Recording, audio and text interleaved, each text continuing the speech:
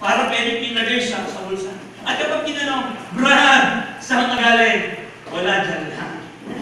Why? Hindi mo masabi galing ang simbahan eh.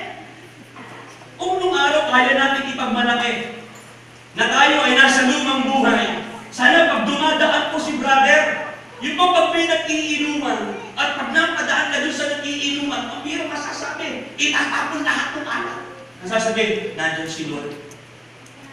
Yung pag nakita si pastor, pag nakita ng mga nag-iinuman, itatapon yung anak. Bakit? Kasi alam nila, si Lord yung dumating. Not physically, si Lord talaga, yes, pero representative eh. O iba, pag nagdumadating na, pag nakita, tagayan nila si pastor. Tumamari din niya. Anong klaseng worship? Yung worship, hindi lang po dito pag-araw ng Sabado. Kumusta po tayo mga kabataan pag nasa bahay? Pag inutusan si sister, anak, maghugas ka. Ako na naman, hindi pa nga nakapaghuhugas yun eh. Galit na naman eh. Ang dali mag-worship, yes. Ang dali magtaas ng kamay. Pero sino ka sa harapan? Di ba pag nasa lubunan ka? Kapatid, Father's Day po ngayon eh, paano po natin in-honor yung tatay po natin? Especially yung tatay po ninyo, spiritual. Ano po natin pinarangan? Binigyan ng honor. Sabi ng Panginoon, those who honor me, I will honor. But those who despise me, I will despise also. Hindi ko pararangalan yung mga taong hindi nagpaparangal sa akin. Amen po ba? Ang problema po sa atin, nung araw nag-take note ka, nag-bless ka sa sinasabi ng pastor, grabe lahat ng binibitawan ng pastor, tinitake note mo. By the way, meron po pa ng church sa Dagupan. Nag-aral po ulit kasi ako, nag-bachelor po ulit ako, ngayon po nag-aaral po ulit ako, magmamasteran po ulit ako. Kahit very busy, kailangan po talagang ibigay na yung buhay sa Lord eh. Amen po ba? So, si Bishop Coleto, one time, meron pa siya nadaluhan, sir, sa parting Dagupan. Pero po pala doon, walang upuan ganito, sir eh. Sir, walang upuan. Lahat po ng mga miyembro, nakaabang kay pastor. Nakaganito. Sabi ko yung kasama ng church, walang upuan. Alam niyo kung bakit walang upuan?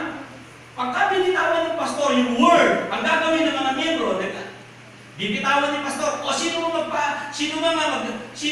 magbigay o magbigay sa gawain ng Lord, pagpapalain. Sir, apir. Unang apir. Kaya pala yung apir, sabi niya, Brad, bakit nag-apiran kayo? Ang bilis nagtatapuan, apir kay pastor. Pastor, ano na yung kayo sa apir? Sabi niya, saan niya nakuha ang turo? Biblical daw yun.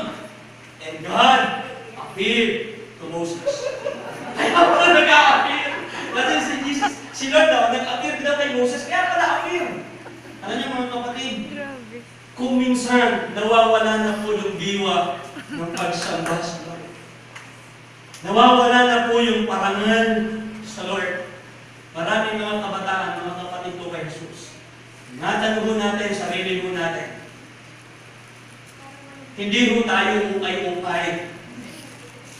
Amen po ba? Iniwala po ako. Hindi ka pa naman ipinapanganak, may kapartner ka na. Itong katawang ito, dapat worship to eh.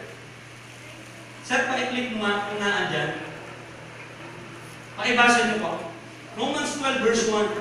I appeal to you therefore, brethren, I beg of you in view of the mercies of God to make a decisive dedication to God. Sabi niya, presenting all your members and faculties as one, as a living sacrifice, holy before God.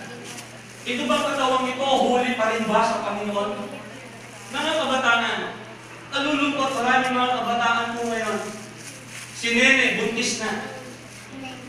Maraming mga Kristiyano, pero nasa living. Di ba naman asawa? Kasi holy eh. Hindi naman thinking po natin is worship. Patunayan mo natin itong katawang ito, it is holy before God. Sacrifice it. Di ba sabi niya, blessing and holy. Dapat kalugod-lugod eh. Ano pwede mong i-offer sa Panginoon kung itong katawang ito, hindi holy, hindi pleasing sa Lord. Ang alam lang mo natin connotation sa pagsamba every Sunday. After nun, yun ang connotation natin pagsamba. Pero pagkatapos sa pagsamba po natin, sino na po tayo? Puto bumbo, puto kutsita. Diba? Yung ba pag dumating ka sa simbahan, yung mga tatay, pagdating sana ng bahay, andyan na si Lord. Di ba?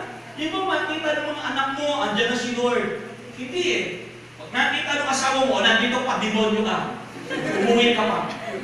Di ba parang, asan ang worship? Madali magsalita. Yes, Christian tayo, pero nasa yung fruit. Nasa yung bunga nito. Kaya nga, ang worship, it is life. Buhay, it is a lifestyle. Ito yung lifestyle mo eh. Kung ano ho tayo dito, dapat ganun ka rin sa loob ng bahay. Yung pang, dito, yes, bago kang pedicure at natapakan ka, okay lang, brad. Pero pag nasa labas siya, sasabihin, ang bihira, ang dami niyo magdadaan,